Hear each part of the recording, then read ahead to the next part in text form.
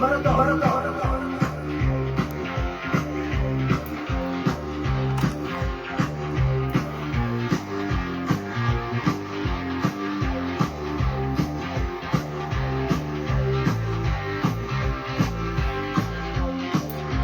Рок маратон. Представяме ви първата плоча от новата поредица Рок маратон на Балкан. Серия от няколко грамофонни плочи ще се опитаме да проследим различните стилове в рок музиката. От рок-н-рол до прогресивен рок с най-добрите им образци.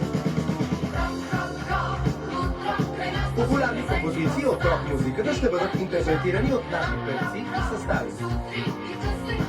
Ето кои участват в първата плоча Рок маратон на Балкан. Оркестър София участва с времето на тесни панталони, една от първите записани рок-н-рол композиции, изпълнявана в оригинала от Бил Кели и неговите комеди. Това е популярният денонощен рок. Една композиция от репертуара на състава Beatles ще чуете изпълнена от група Кукери. Танцувай с мен!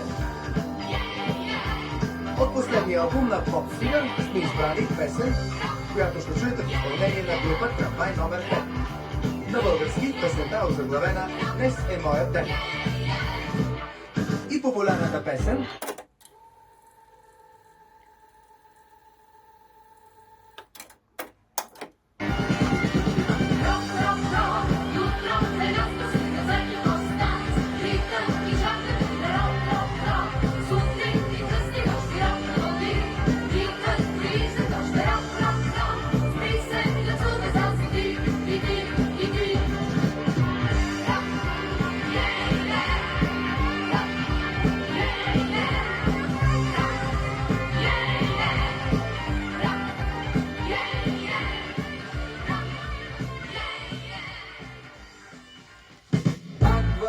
звучи онзи стар рок, който бе за теб първи урок, който бе за мен в космоса скок, чудесен скок, рок!